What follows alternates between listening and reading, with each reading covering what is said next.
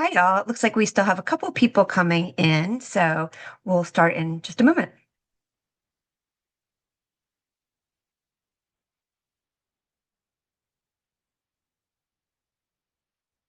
Hey, let's get started. 11:30 on the dot.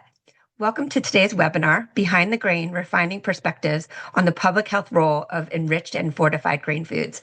My name is Shelley Maniscalco. I am a registered dietitian, and I'm a partner at Nutrition in Demand, and I'll be your moderator today.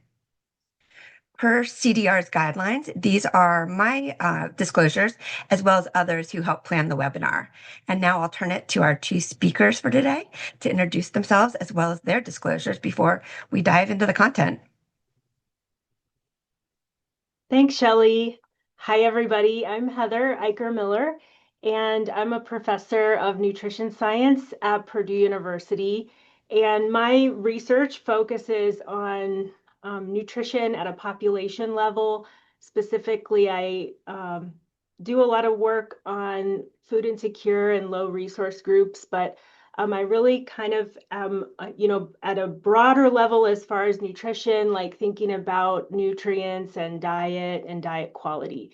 So wanted to mention that. And also, we're going to be talking about the dietary guidelines today. And so as part of my background, I served on the 2025-2030 Dietary Guidelines Scientific Advisory Committee. So that will kind of inform some of the things that we'll be talking about today. And then I also have my disclosures here listed as well. And I'll turn it over to Chesney. Thanks, Heather. My name is Chesney Richter. I'm a nutrition scientist with Nutrition in Demand, and my background is in clinical trial research on foods and supplements for cardiometabolic health, and my disclosures are here. Thank you both. Well, this webinar today is sponsored by the Grain Foods Research Institute. And just a couple of housekeeping items before we get started in the good stuff. Due to the magnitude of participants on today's webinar, everyone is muted, but we plan to have ample time for Q&A at the end. So feel free to submit questions via the Q&A function as we go. And when we get to that point, we'll be taking as many questions as we can. Also, SRDs love continuing education credits. And so I wanted you all to know that participating in this webinar entitles you to 1.25 continuing education credits through CDR. At the end of this session, afterwards, all attendees will receive a certificate of completion via email. And we'll also have a recorded version that dietitians can view for continuing education afterwards if you know anyone who will be interested. So without further ado, here are the learning objectives. You will be able to identify scientific rationale and public health benefits of enrichment and fortification of staple grade foods, understand the changes in grade food guidance between the previous DGA and the current one that was just released last month, identify public health risks of dietary guidance that advises against refined grain products, and finally, understand how enriched and fortified grain foods can be part of a healthy dietary pattern. And without further ado, I'll turn the floor over to Heather. Thanks so much, Shelley. So so one of the first things we're going to talk about then in this webinar is the dietary guidelines and the background of that, how it's, what the process is like. And this will kind of review the traditional process, what happened this time, and then highlight some of the changes in the process. So the dietary guidelines for Americans are updated every 5 years. And so right away, as soon as the dietary guidelines are released and are before this version, the most recent one was the 2020 to 2025 version.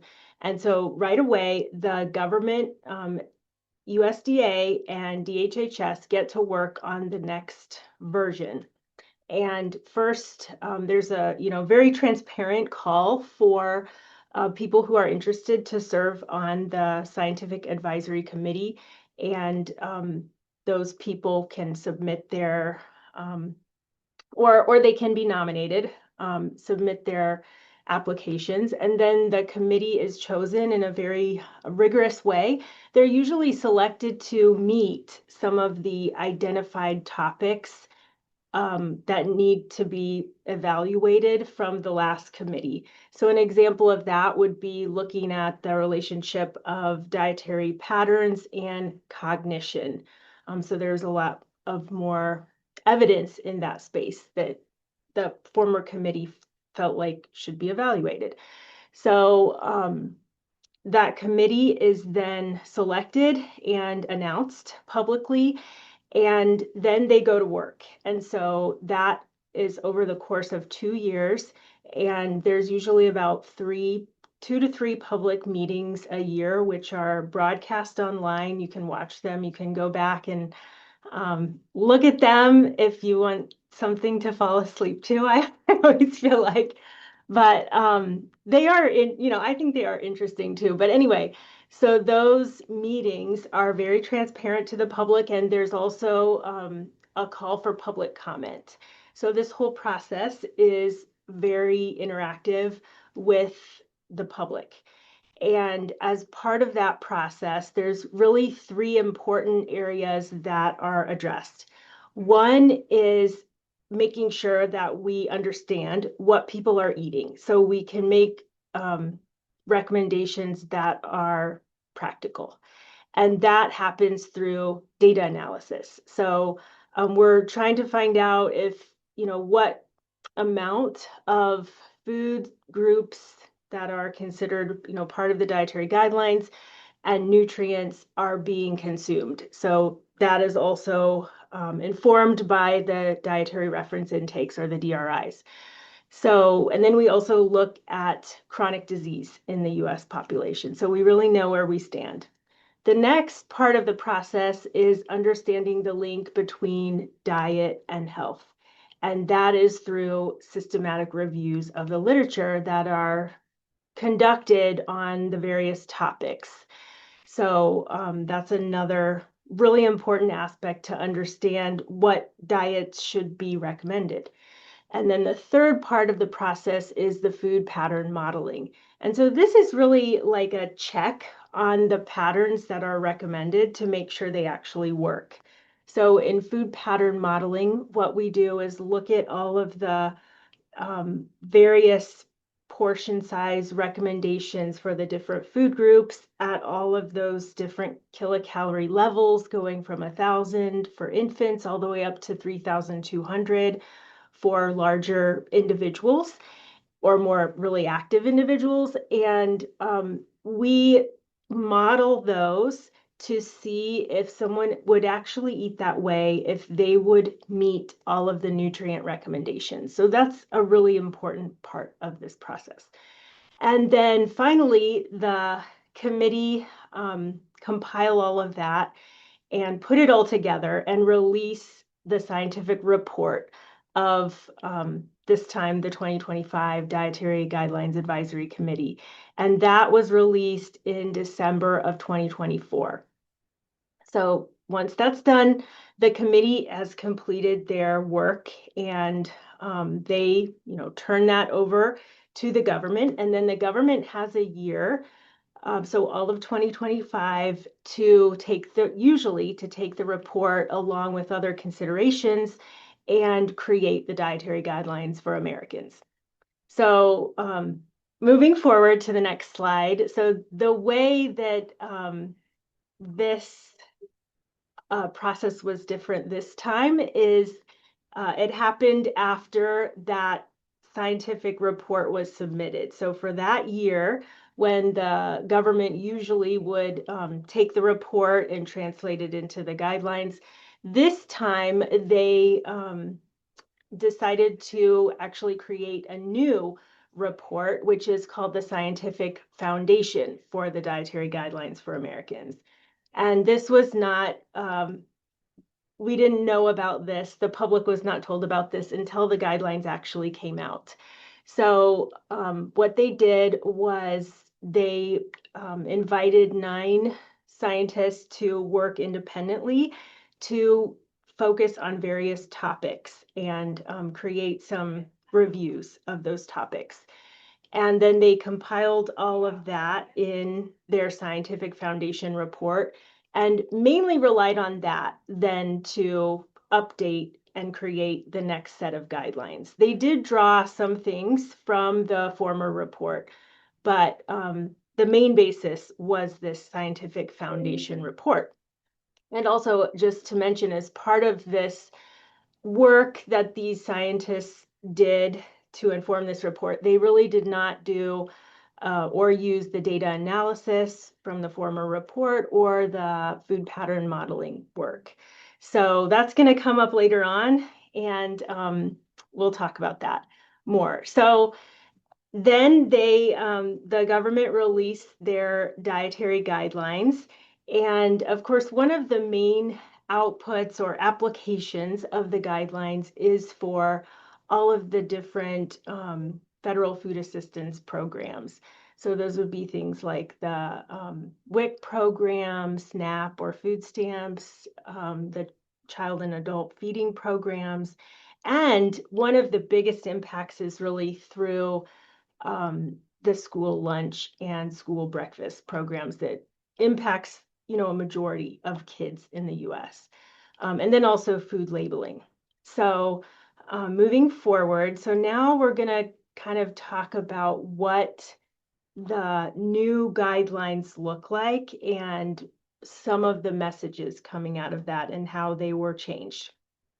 So every time there is a new guidelines, there's usually always some controversy because there's always differences between the scientific report and the actual guidelines. This time there is more. There are more differences, I would just say, comparatively with other versions, and that's partly because the process was also different. So here is on the right side of the screen here, we see a new visual to represent the guidelines.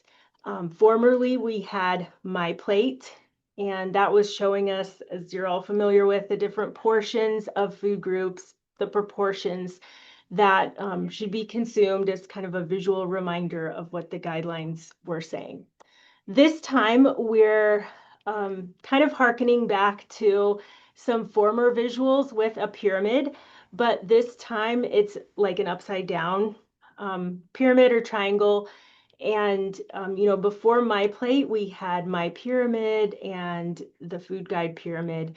So this is kind of playing on those former versions, but it's very different in the sense of how much and where foods are, which foods are highlighted in this new pyramid.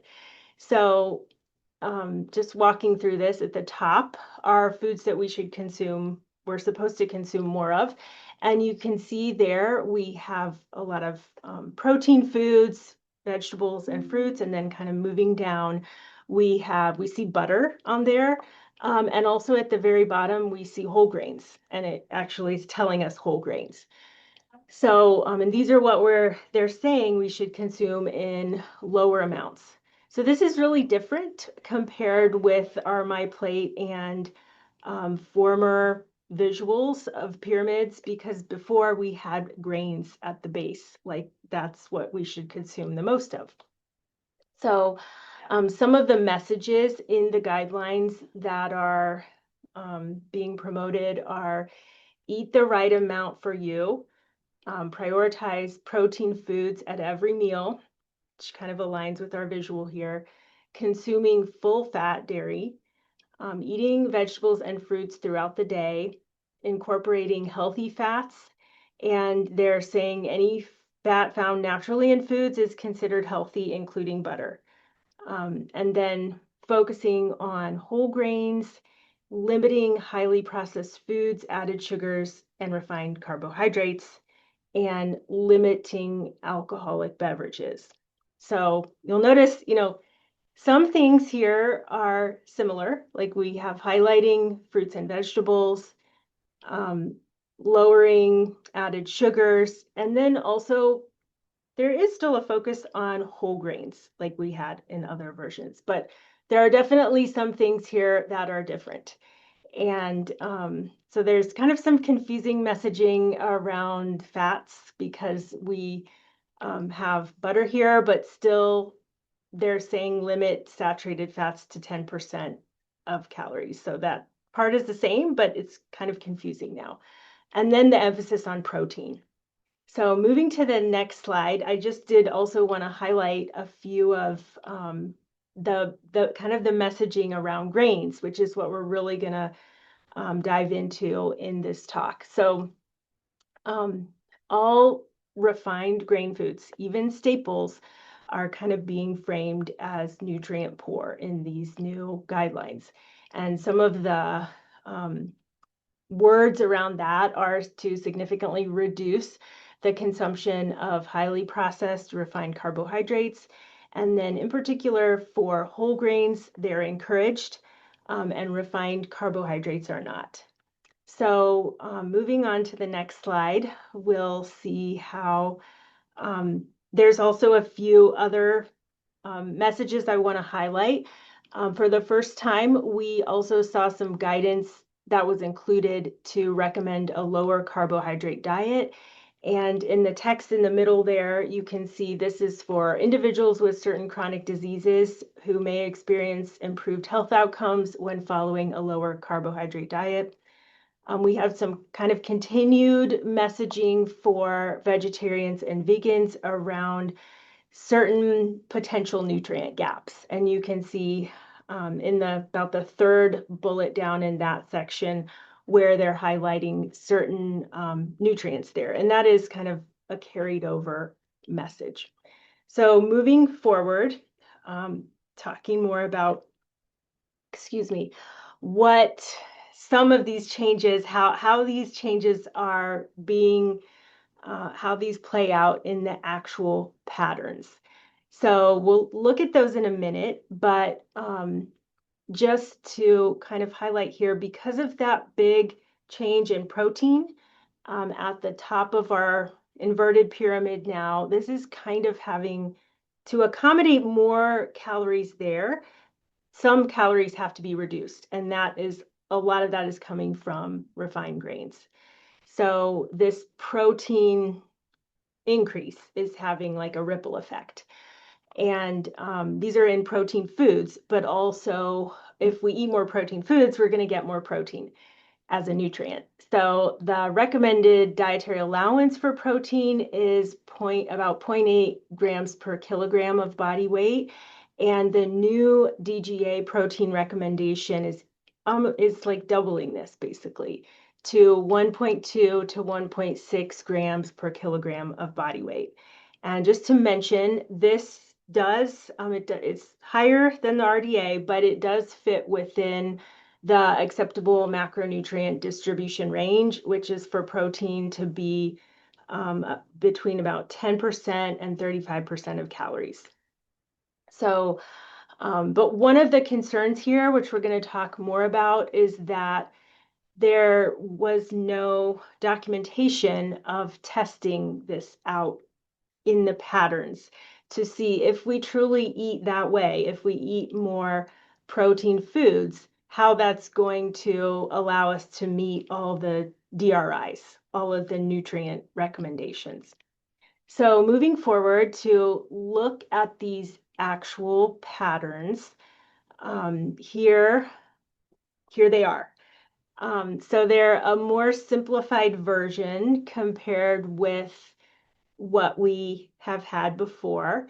And also just to say that the patterns we had before, which were called the healthy US style dietary patterns, they really had been kind of maintained in several versions. Like they're developed over time, but not changed that much. So this is a little bit of a more dramatic change to these food patterns. So just to point out a few things, for the food groups on the left side, we only see 6 here. So they've eliminated the subgroups. In particular, we had total grains, and then that was divided into refined grains and whole grains. Now we only see whole grains. Also, For the next column, going down calorie level of pattern, these are in serving size examples, not in cup or ounce equivalents as we have been used to seeing. And some of the amounts of the different foods are a little bit different here. Then we have our different amounts per the calorie level, going from 1,000 to 3,200 kilocalories. And this is where we can see kind of the doubling of the protein foods. The amounts there for dairy and fruits are, for fruits, they're the same. For dairy, we just have a little bit of a change in what is counting as a serving size for yogurt. But the amounts listed there are the same. And then for vegetables, we have some slight increases there. And then just pointing out to kind of accommodate all of those calories for protein, we do have a reduction in grains. And that is because of the total elimination of refined grains from these patterns. So we only have whole grains there listed. And then we also have a healthy fats group, which was a change from oils. So moving on to the next slide, just to kind of reiterate some of these changes. In this, as I mentioned, in this new dietary guidelines for Americans, we only have 2 to 4 servings in ounce equivalents per day of all whole grains. So compared to our prior guidelines for 2020 to 2025, and then also the scientific report, in those patterns, in those 2 documents, we had 6 ounce equivalents per day of total grains, and that was divided into 3 ounce equivalents per day for whole grains and 3 ounce equivalents per day for refined grains. So you can see that they have kind of just taken out the refined grains and just focused on whole grains. And then the other differences we mentioned are kind of summarized on the right there. But this could be pretty concerning, and because of the ramifications to nutrients and other aspects, practicality, etc. So we're going to talk more about these things next. So moving on to the next slide. Firstly, thinking about what impacts to nutrients could this have? Grains contribute to all of the macronutrients, carbs, fiber, protein, and fats, and they contribute a lot of vitamins and minerals that are listed there. For example, grains contribute about 50 to 60% of some really important nutrients of concern in the population, especially for adolescent girls and women, and that's total folate and total iron. Then they also contribute about 40 to 50% of the total carbs, fiber, thiamine, and about 30 to 40% of total niacin, copper, magnesium, and zinc. So these are key nutrients for growth and development, for energy, for cognition, for bone health. There's a lot of different ones here to consider. So moving to the next slide. This is where, the food pattern modeling work that we did in the scientific report is really helpful for giving us some understanding of what might happen if people truly did take refined grains out of their diets. And as I mentioned before, this food pattern modeling work to actually test this in the new guidelines was not done. But we can get some sense of what would happen from the food pattern modeling that we did in the scientific report. So just to explain that a little bit more, so for every food group and subgroup, we did a modeling analysis where we incrementally reduced that food group or subgroup by about 0.5 ounce equivalents per day. And then we did it again for 1.1 ounce equivalents per day, all the way down to 0. And So as we did that, then we tested what happened to the meeting all of the, 20 or so different nutrients that we track in our diets, like all the vitamins, all the minerals. And so what we found were that when we take carbohydrate-containing nutrient-dense foods away, we really can introduce several nutrient gaps. So people can't meet the DRIs. And that is for vitamin A, thiamine, riboflavin, niacin, folate. You see a lot of the B vitamins here that grains contribute. Calcium, copper, iron, magnesium, phosphorus, zinc, choline, potassium, and fiber. And also a lot of things that are enriched and fortified in grains. So that's a really important topic we'll be covering in this webinar as well. When we did that incremental reduction, we found that even just, decreasing refined grains a little bit, we were introducing some nutrient gaps, and those were especially present for folate and for iron. And we already know, these are kind of shortfall nutrients that are really important for women and in these like teen and adult life stages. We also found that when we remove grains totally, as they have been in this new pattern, that we're going to see nutrient gaps for additional nutrients. So that's for vitamin A and D and E, folate, choline, iron, magnesium, and fiber. And then even also reductions of whole grains can result in some nutrient gaps. So I just wanted to show you guys like a visual here in this next slide of what this is like. What if we do this? So here, just to walk you through these graphs, we'll just take a look first at the iron graph on the top left. These different bars are showing you the contributions of iron by all of the different food subgroups, which are depicted in different colors for each of the different kilocalorie levels. So again, on the left side, we see the 1,000 calorie level for infants, basically, and then that goes all the way out to 3,200 calories on the far right. And then we can see the contribution of grains here to iron. First, for the light yellow color, which the bracket on the right side of the graph kind of points that out, and that's the contribution of whole grains to iron. Then we also see in the kind of really light, like tan color, is the contribution of refined grains. So you can see they are adding a lot of iron to the total iron intake. And then these horizontal lines that are kind of cutting across all the bars, those are the different recommendations for those different kilocalorie levels. So for example, for the bar on the far left, that's basically for infants at 1,000 kilocalories a day. And you can see that even by eating and also this is modeled as if someone was eating perfectly the former dietary guidelines food patterns.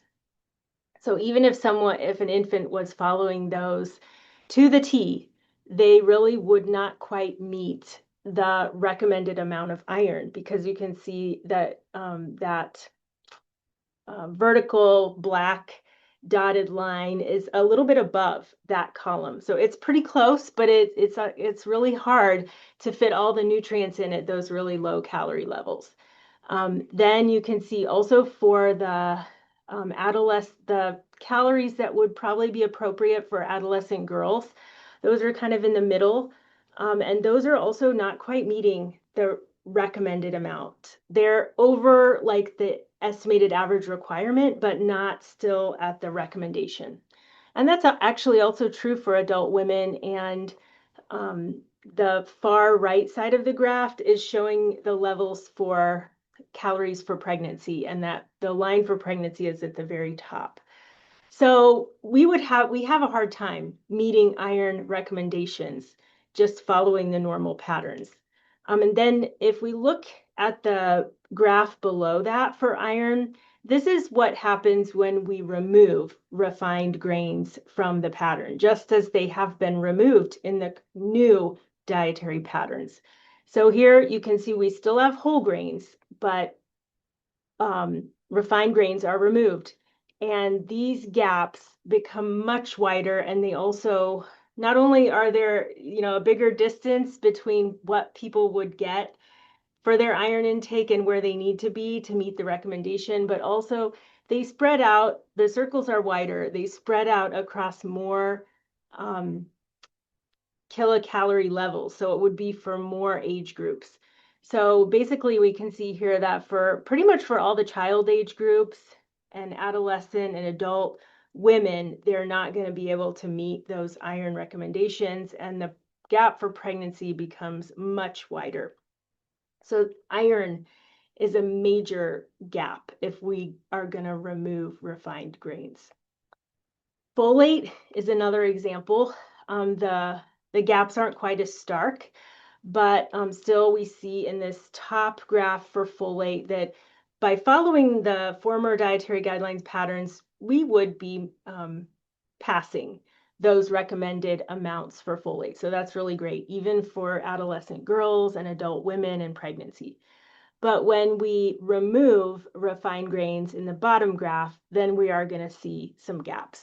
People are not going to be able to meet those recommendations without maybe supplements or perhaps other accommodations in the diet.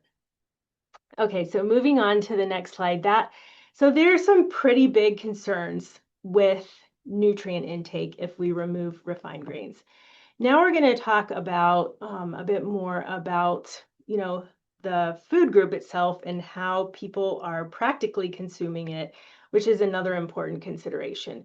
So moving on to the next slide here, this data comes from the data analysis that we did in the scientific advisory report that is really not acknowledged in the new guidelines or that scientific foundation report.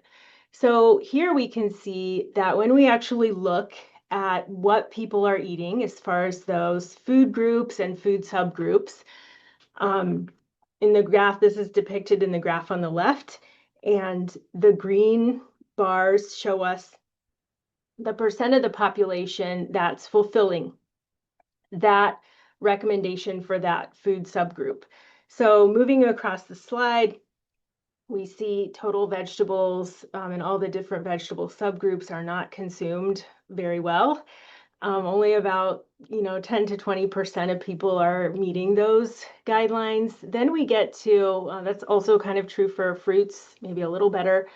Then we get to total grains, which is actually pretty good. Like people are, there's about 60% of people that are fulfilling the guideline for total grains. So this is a strength in the US diet.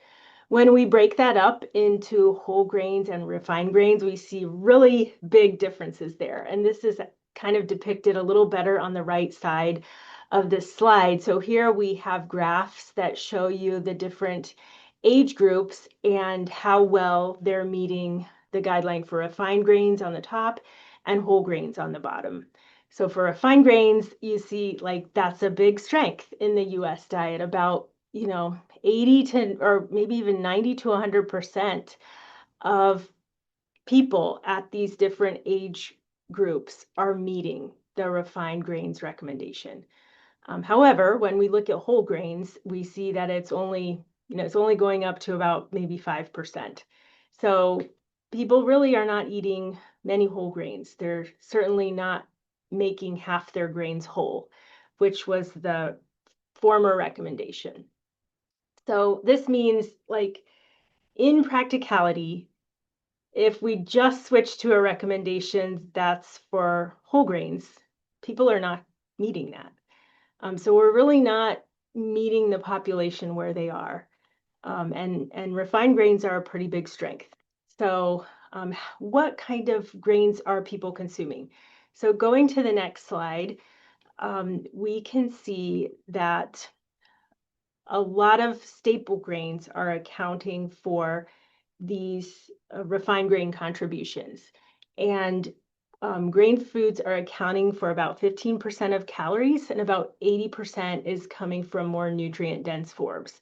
Some of those forms are, as I mentioned, listed on the bottom of the slide here, more staple grains like breads, cereals, pasta, crackers, rice, tortillas, etc.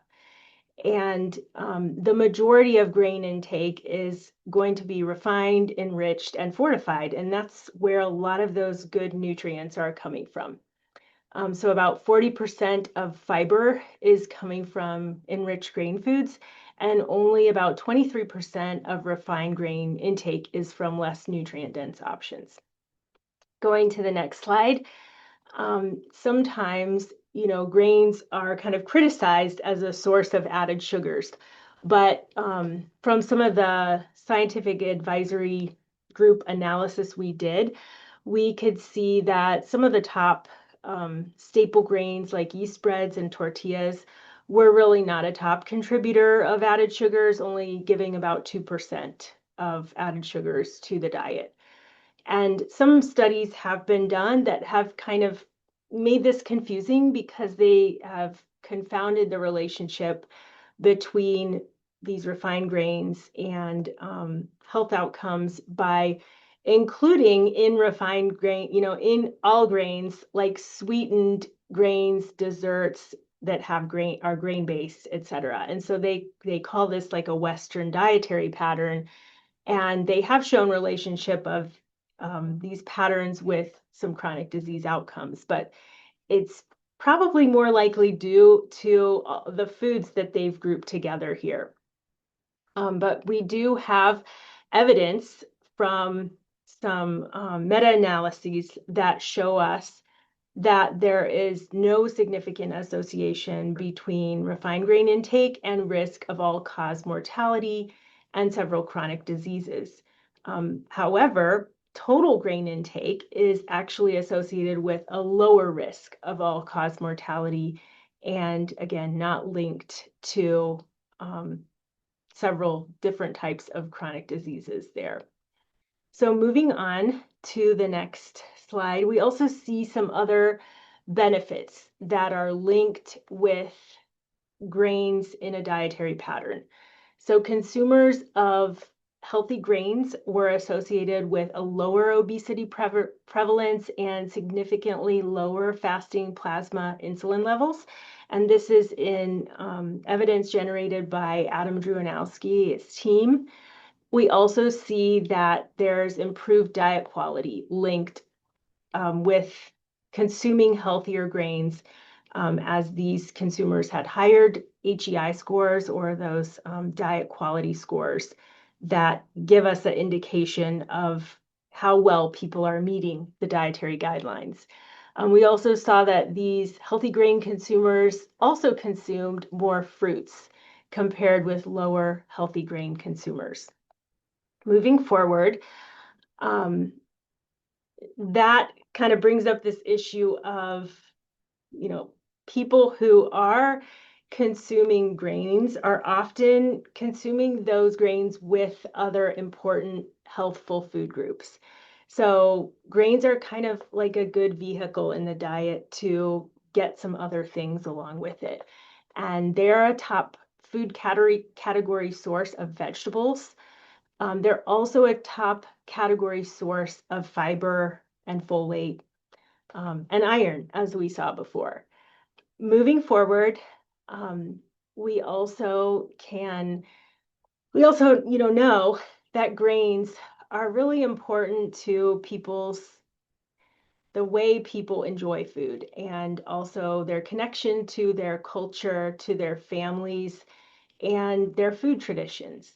And so this is, pretty obvious in the way that different groups might rely on different staple grains. So things like rice, noodles, tortillas, pasta, bread, etc. These are all kind of the basis of some cultural diets, and they're sometimes can be consumed at every meal. They are kind of what we put, what we have vegetables with, what we have protein foods with. And so they're really important to people's joy of eating and their connection to their family. Moving forward, I think that might be kind of the end of my time right now. And I'm going to flip it over to Chesney to continue on about enrichment and fortification. Great, thank you, Heather. So now I will take us through the history of enriched and fortified grain foods, looking at both the science and the policy that has shaped modern grain nutrition. So first, let's ground ourselves in the anatomy of a wheat kernel and review some terminology as we look inside the grain. So wheat kernels have two main parts, the outer covering or the bran, and the inner endosperm, which includes the germ. So the milling process breaks through this outer bran, which acts as a protective layer for the wheat kernel and exposes the germ and the endosperm inside.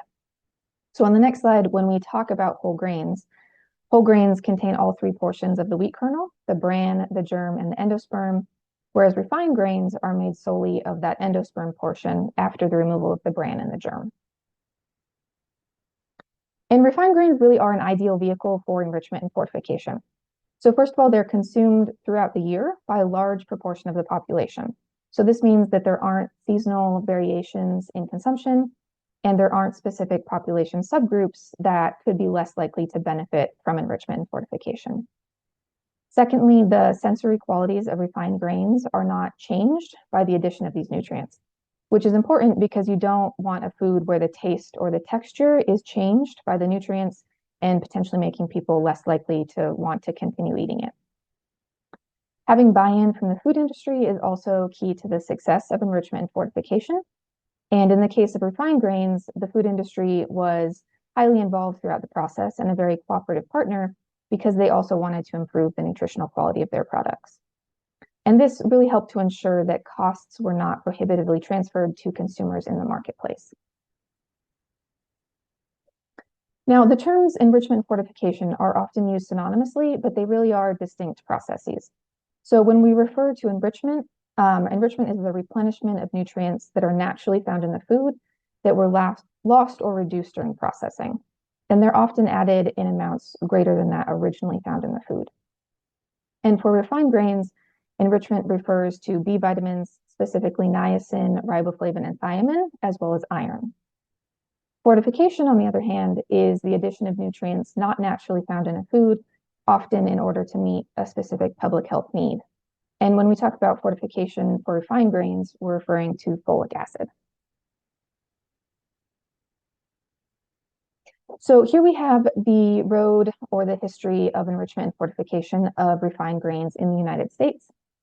So this starts in the early 1900s when pellagra and other B vitamin deficiency diseases were prevalent throughout the United States. By the late 1930s, bakers had begun to voluntarily add vitamins to their breads. And in 1939, the American Medical Association's Council of Foods and Nutrition endorsed the addition of nutrients to foods if there was scientific justification that doing so would improve public health. In 1940, the FDA adopted the term enriched, and in 1941, the Food and Nutrition Board adopted a resolution encouraging enrichment of flour and bread, which added further support to the initiative. So at this point in time, in the early 1940s, only about half of the nation's flour was enriched, and this is really what led to the U.S. Enrichment Act of 1942. So prior to this, certain states had passed legislation mandating exclusive production of flour, enriched flour and bread, but without federal guidance, inconsistencies persisted. So this 1942 U.S. Enrichment Act required that all grain products crossing state lines be enriched with niacin, thiamine, riboflavin, and iron, and that effectively made enrichment mandatory across the country. And then following World War II, the FDA created a standard of identity for enriched flour, which specifies the amount of niacin, thiamine, riboflavin, and iron required per pound of refined flour. And in 1998, the standard of identity was updated to mandate the inclusion of folic acid in enriched grain products as well.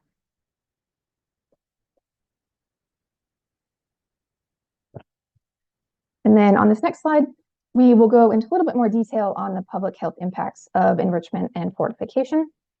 So as I mentioned before, prior to enrichment, B vitamin deficiencies were prevalent across the country and a serious public health concern. In addition to pellagra, beriberi, which is a neurological disorder caused by thiamine deficiency, and riboflavin deficiency disease were also common in the early 1900s. Pellagra itself is considered one of the most severe nutrient deficiencies in US history. At its height in 1928 and 1929, pellagra was one of the top 10 causes of death in many southern states. And then after enrichment became the standard, pellagra attributed mortality declined significantly in the 1940s and 1950s and was virtually eradicated by 1960. Similarly, beriberi and riboflavin deficiency disease are also extremely rare today, and all three are really only seen in instances where dietary intake and nutrient absorption are severely limited. So we can see the clear public health benefit provided by enrichment and fortification of refined grains with the elimination of these B vitamin deficiency diseases. And then folic acid fortification has helped to address neural tube defects in the United States. And these neural tube defects are severe and often debilitating birth defects of the brain and spine, which include spina bifida.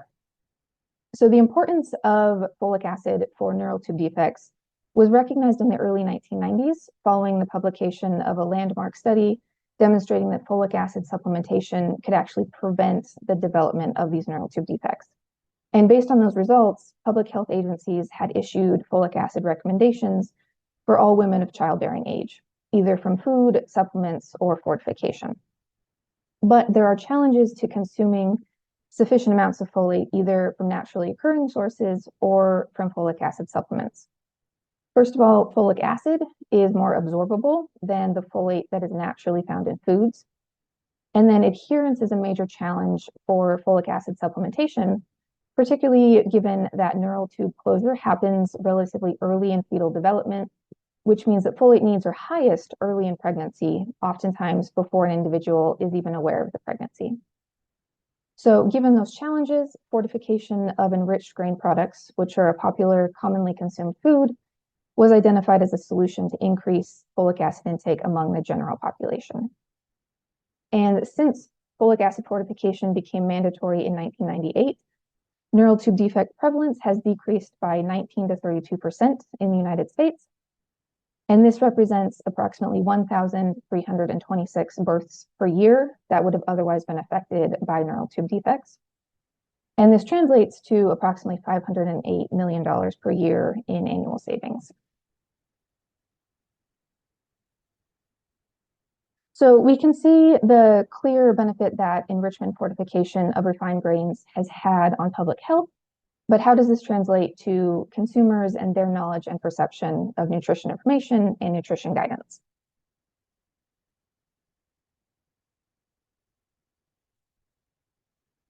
So a recent survey conducted by IFIC, the International Food Information Council, found that 8 in 10 Americans agree that it's hard to know what to believe about nutrition information because it seems to keep changing. And this sentiment has increased over time. So we can see that in 2022, about 71% of Americans agreed with this statement. And in this most recent survey, it's up to about 80%.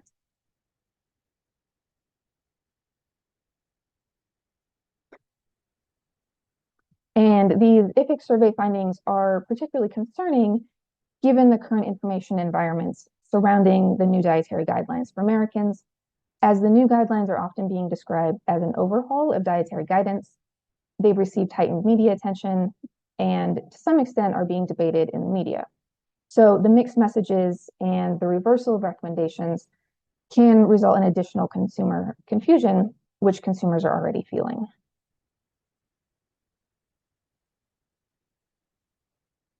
And then looking through the lens of what the public knows and perceives about grain foods and the nutrients that they prioritize, consumers report purchasing grain-based foods because they pair well with other foods like protein and vegetables, and because they provide good value, both from a cost perspective and in terms of the nutrition and the nutrients that they provide. And the top nutrients that consumers report seeking from grain-based foods are protein and fiber. So the heightened focus on protein in the new dietary guidelines for Americans really aligns with consumer beliefs. Consumers are already trying to eat more protein, and they associate protein as being one of the qualities that makes a food healthy or not. And not surprisingly, the US population already is increasingly reporting following a high protein eating pattern.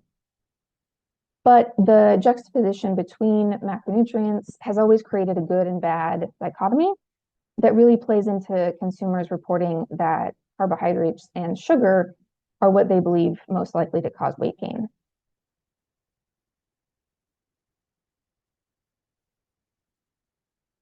And then we also see that the majority of consumers are considering whether or not a food is processed before they purchase it. And they identify several grain-based staple foods as being processed. So we can see here in this IFIC consumer research that ready-made baked goods, white bread, cereal, white pasta, instant oatmeal, these are all grain-based foods that the majority of consumers are saying, yes, these are processed foods when they're considering purchasing them. So based on what we know about consumer knowledge and perceptions, new guidance on packaged foods, food processing, and refined grains could cause unintended consequences.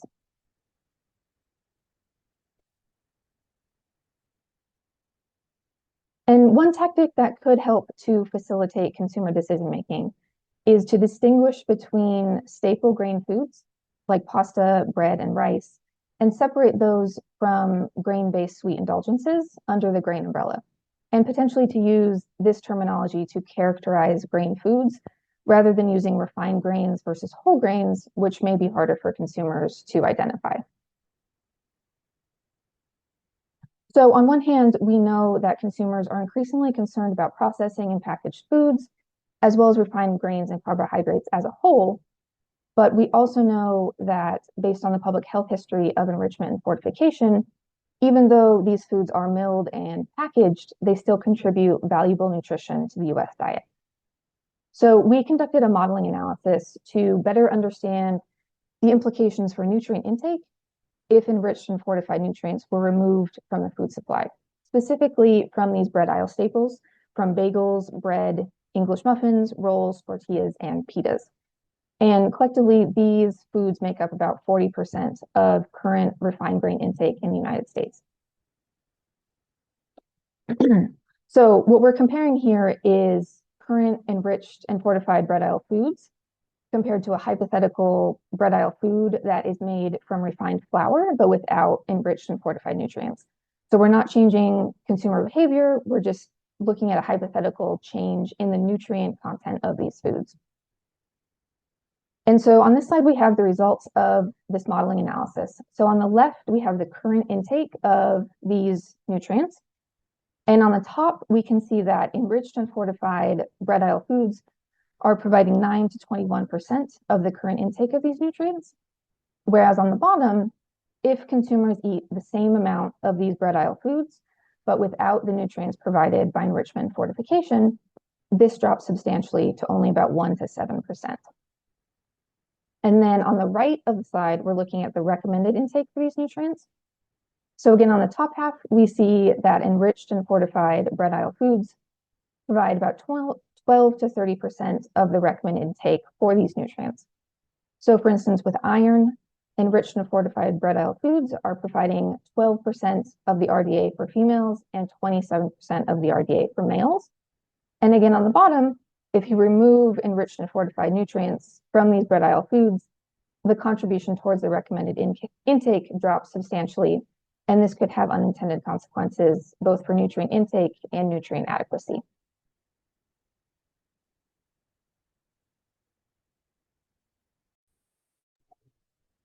Thanks, Chesney. So kind of adding one more piece to this, picture of what's going on in the population, what they say, what they do, is eating behavior.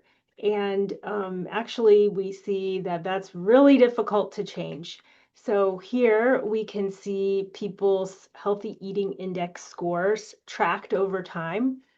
And you're probably familiar with these, but just to remind you, these are a score going to 100, which means perfect alignment with the former dietary guidelines patterns, in getting all those, amounts of the different food groups. And so as a population in 2005, you can see we're getting a score of about 56. And this really, it's going up a little bit to 2011, 12, and kind of holding steady in a way over, to 2016, but it's really not moving much. So, even though people say that they're motivated by health and, doing these things, their diets are actually not changing as a whole, as the population. So moving forward, I think one of the things then to just consider everything we've heard and thinking about your really important role as dietitians in the community, meeting with people, trying to get them to use the guidelines to change their diets. There is kind of this gap between the recommendations and what people are doing. And so I think it's important for us to think about this a little bit more as people in nutrition and how we can really overcome this gap. And we all know that it is really hard to change your diet. It's because it's not just changing your diet. It's like changing the things you do every day, changing your patterns, your habits. And so those things, it might be helpful to think about making smaller changes. And also, it's not just under our control a lot. It's like the places we are that also kind of influence heavily what we have access to and what we can buy and eat. And it's also the systems around us, like our schools, our workplaces, our just community environment. So these parts of it are really important. And I always think of nutrition as, it's a basic science, it's a clinical science, but it's also one of the biggest parts of it is just that implementation of it. That's a science too. Like, how do we take all the knowledge we know from those basic and clinical pieces and get people to use it to change their food selections and to help people do that. And so I think, as part of that, we need to think about how these could, how we talk to people can be adapted to their different situations, how they can be utilized to help people make small changes that might be able to add up over time and make bigger changes, and how we can promote healthful diets in all different types of settings and populations. And so that was actually a big part of some of the recommendations in the scientific report of the dietary guidelines. And moving forward to the next slide. So in conclusion, then, just to wrap this up, so we can see from everything we've shown here today that both enriched and fortified refined grain and whole grains serve really important roles in our diet in meeting those DRIs, meeting those nutrient recommendations, and helping us achieve healthful diets that will promote our health into the future and health of our kids and our population. And diet quality really hasn't changed that much over time. So we need to kind of do something new in a way to, be more, just have more attention maybe on our environments or on the ways that we can help people implement the the nutrient recommendations through diet. But we also need to make diet fun. And, food is a really important part of our lives that gives us a lot of joy. And so we don't want to take that away. I think, sometimes people have this concept that healthful eating is no fun and it's not good. But it can be. It's just we all know that, but but it's like getting that across and giving people examples of that is sometimes challenging. And so one of the, more practical ways of translating grains, for example, may be in using terms like staple grains and indulgent grains, to help distinguish those differences. And also kind of avoiding some of the sensationalized messaging around diet. We want to bring people back to reality.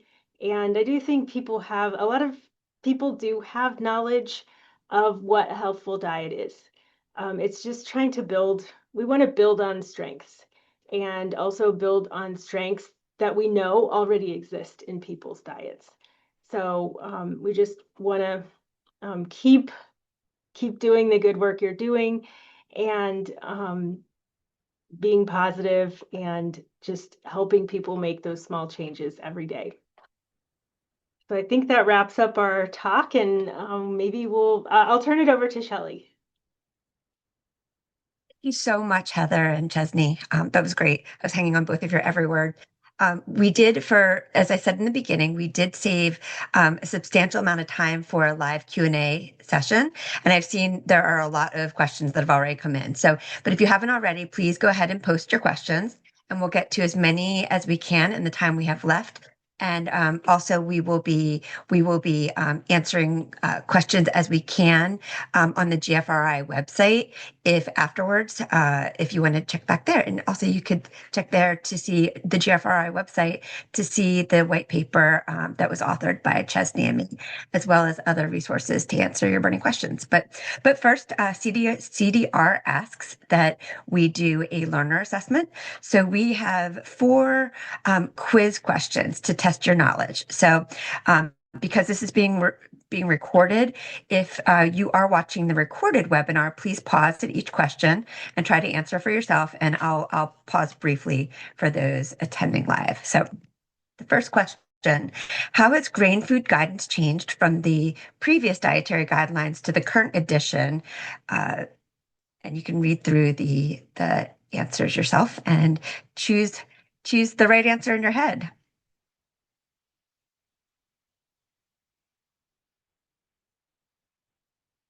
And if you said all of the above, you answered correctly. The next question is, how do grain products, including refined, enriched, fortified, and whole, support healthy dietary patterns?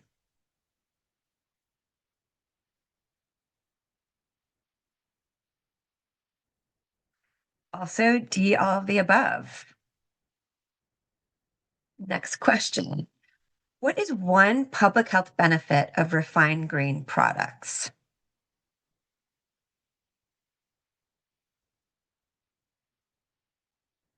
This one's a trick question because it's not just one.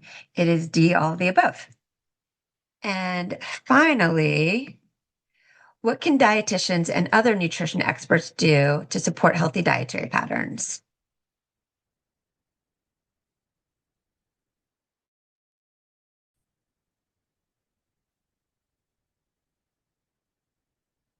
Yep, they can amplify evidence-based nutrition messaging that celebrates staple grain foods in traditional cultural foodways. Moving on, before we get to our Q&A, we're also sharing a bibliography of the references that we cited during this presentation. And also know that in the follow-up email that you'll receive from GFRI, it will have these included as well for you to check out at your as you wish. And thank you. It's time to dive into the Q&A. Good, everyone's back on camera. I'm going to pull up the questions. Give me a second. Okay, this one is for Heather. Heather, what was the purpose of the scientific foundation? Who started and staffed the scientific foundation? How was the selection of the 9 scientists involved in the scientific foundation done? That's a great question, and it's actually a question that I don't think we as the public really have all the answers to. Um, there wasn't really much put out about the transparency of that process was really not made. We as the public didn't really know that they were even creating that report until it was released. And there weren't, as far as I know, any details on how they did, how they made the process of selecting those individuals that were chosen, how that was done, or who actually did that. So, yeah, I don't know if anyone else in the team here has more knowledge about that, but I haven't really seen anything described about that. Say, as somebody who previously worked at USDA, that from the outside it appears a little bit different than the typical process, where typically it is the nutrition experts that are longtime government staff who write the dietary guidelines, and this time we're told that it was more so the political appointees. But that's as it's been reported. So I can't say for sure. Mhm. Heather, now we're going to get into some details about the dietary guidelines. What was the information for the age group and recommendations? Why was the information for the age group and recommendations per food group so much less than the previous dietary guidelines, 2020 to 2025? Can you repeat that again? Why was Yeah. Um, why was the information for the age group and recommendations per food group so much less than the previous dietary guidelines, 2020 to 2025?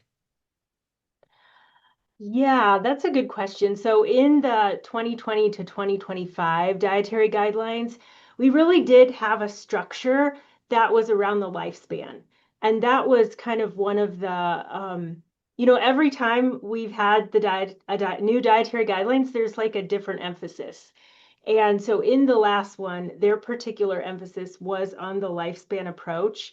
And so then, kind of following that um, in the report, in their own report, and then in the dietary guidelines for Americans, they also took that lifespan approach in creating their chapters. And they had also specifically added on the infant age group that really hadn't been covered in dietary guidelines previously.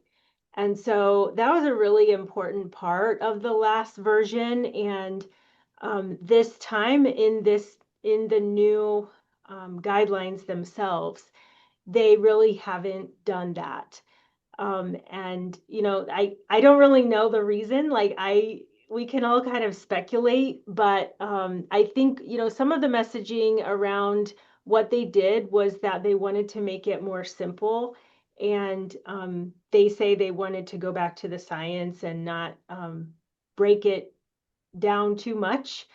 But I think as we all know, and we were just saying, the implementation of the guidelines is really important because that's what could help people actually change their diets. And to do that, we need to tailor to different age groups and nutrition. The recommendations of nutrient intakes, all those things are different by different sex age groups and other, there's other considerations there too. So um, yeah, that was the difference. And I'm glad you pointed that out. So, Heather, this is a little bit of a long one, so follow me on this. Are you saying that the new DGAs are eliminating fortification of grain products? I understand the concern about nutrient gaps emerging due to increased consumption of nutrients provided by enriched grains. However, aren't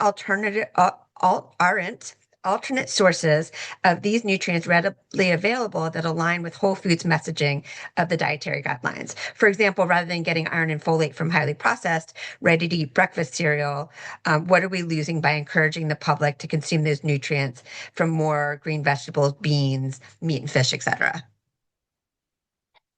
So yeah, just to say again, the refined grains recommendations were removed from the new dietary patterns that were put out. And I think what the question is, well, just so yeah, we removed those, but could you get those nutrients from other food groups, for example?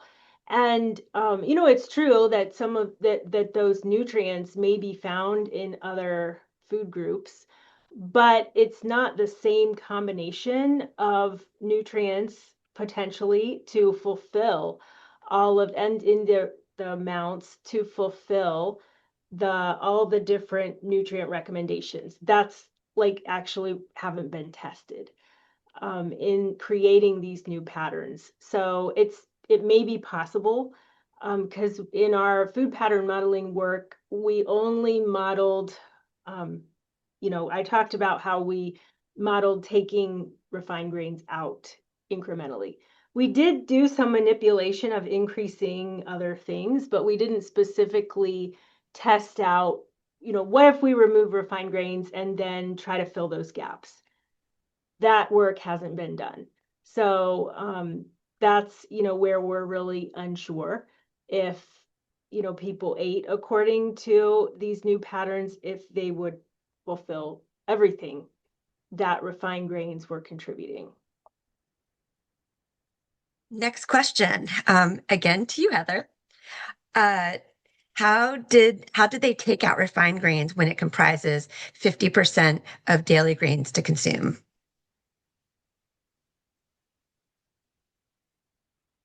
Yeah, like they just did it. um, yeah, I don't really know why they made that decision fully. But yeah, like we're saying, it could have some pretty big impacts, and especially when we think about what people actually consume. You know, we showed how people they are consuming refined grains. They're not really consuming whole grains. Like we would like them to consume more whole grains, but that hasn't happened yet. We have had recommendation for increasing intake of whole grains for a while now, and people haven't done that. So um, that's kind of like an unsolved, issue here that is kind of being even more prominent with removal of refined grains. But um, yeah, I would like to know more about why they did that too. Another one for Heather. Do the iron and folate decreases in grains also account for the increase in protein food in the new recommendations? With risk of not meeting iron recommendations with the whole grain and refined grain reductions, can we discuss how iron needs could be met alternatively with the changes, the increases in protein? Yeah, so it's true that we know that there's several protein food sources that do contribute iron, and iron from animal food sources can be very bioavailable too. So that's kind of important aspect here. But when we actually when we model the diet, more has been coming from the grains. More iron had been coming from the grains than from these some of the other protein foods. So, but yeah, like I don't know because that the food pattern modeling work hadn't been really done to help us see how that if it could actually work by increasing some of those iron-rich protein foods. I think it's also important to remember here that not only is that, one of our goals to fulfill iron, but we also have to think about saturated fats. And some of these animal source protein foods that have a lot of iron, they may also have a lot of saturated fats. So it's really the optimizing these patterns is really difficult because of just all the ways that the different combinations of food of the different foods and their subgroups have different combinations of nutrients that all have to be optimized. And when we were doing that food pattern modeling work, we tested so many different things, and we found that the patterns were already almost as good as they could be. There were only some very slight things we had actually recommended to change. And um, because it's really hard, it was hard to kind of make them better than they were. So that was surprising to me, actually being part of that work. And I hope that kind of, yeah, like we don't know how to optimize given the patterns they have now made. Um, Someone should do that work. Like maybe, I don't know if they could fulfill iron. This one is sort of a little, I'm zooming out on this one a little bit. So it's combining the dietary guidelines with my plate. So someone's asking about credibility. They said they don't follow the new dietary guidelines because they're not finding supporting evidence, but really want to know what to tell their patients. And then along with that, the removal of using my plate is coming up as well. And the fact that like no sugar of any type until 10 years of age isn't realistic. Um, um, Potato chips would be considered not highly processed, but vegan protein process or products are considered highly processed. So someone's just asking if they can keep using the MyPlate in the 2020 dietary guidelines for for their participants and claim that they're just outdated. What are your thoughts on the new graphic? So Yeah, I think that's a good question. Maybe other dietitians have some some like effective strategies or ways they're going about thinking about using that. But I do, think that a lot of there was so much built up around my plate, so many different tools and things that practitioners could use to help translate or help guide patients in that.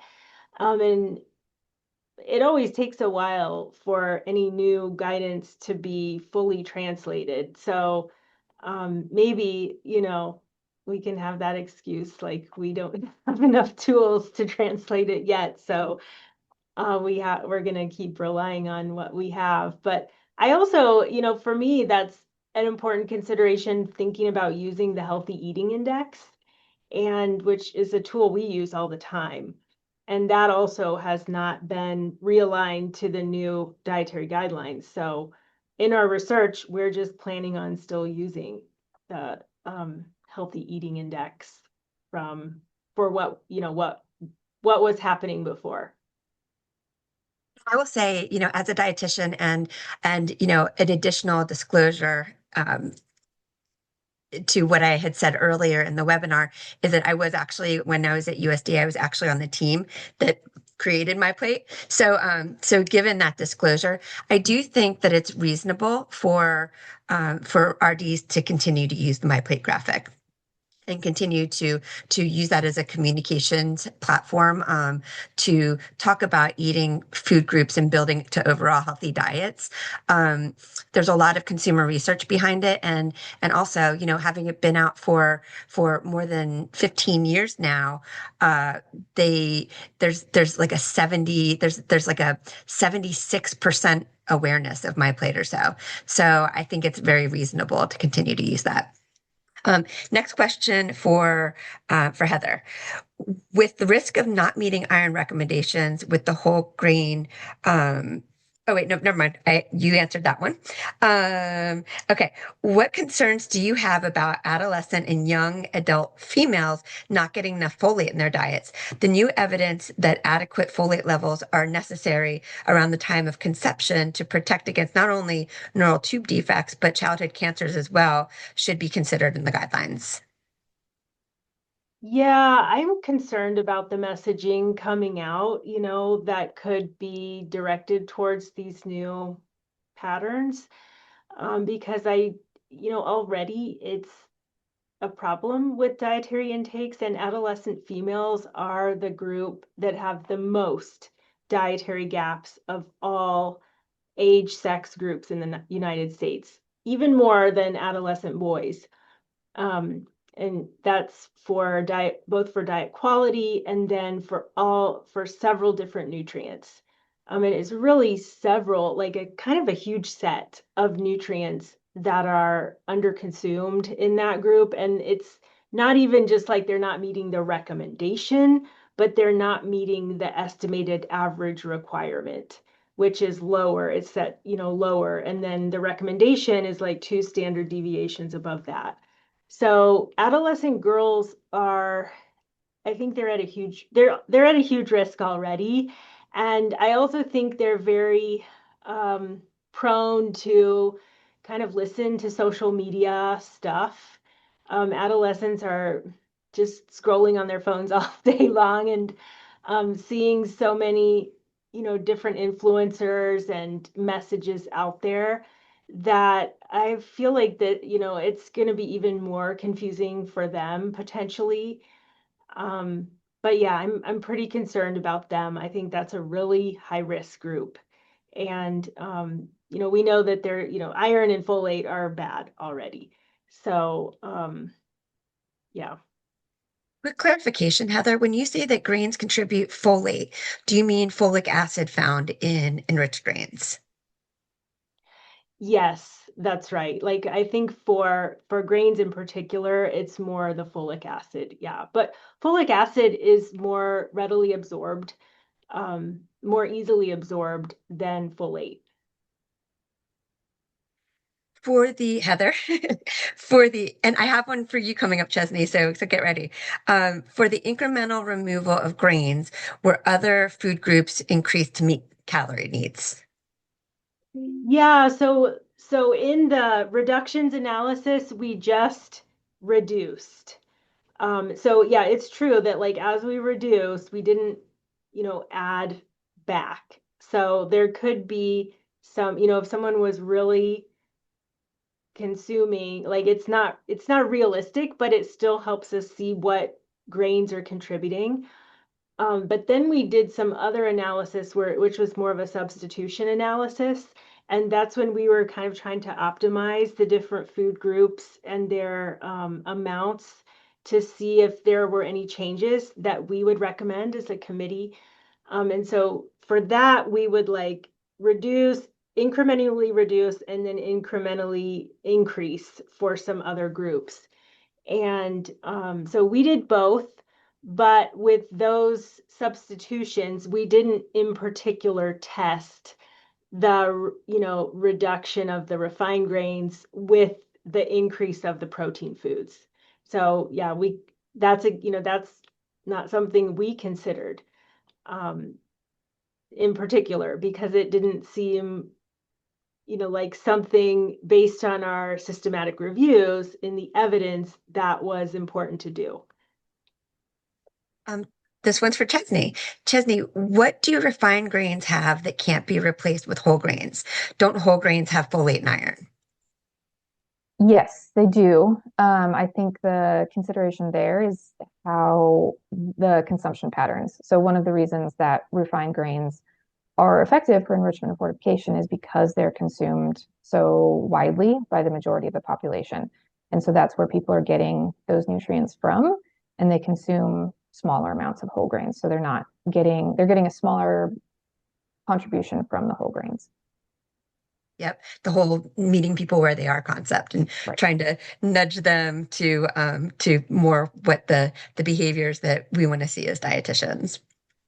Heather, I think this one's going to be for you. How does reducing refined grains impact bone health? 1 to 2 women will break a bone due to osteoporosis in their lifetime. Evidence suggests that increased protein intake from plant animal protein is protective to the bones, especially dairy can be protective. Whole grains do provide some important muscle and bone nutrients. Is 2 to 4 servings per day adequate for bone health? Yeah, that's a really good question. I think, of course, it all kind of matters on what are the other things that people are consuming. And we do know that grains have like a huge packet of nutrients. And some of them are, as the question said, some of them are some of the important nutrients in bone.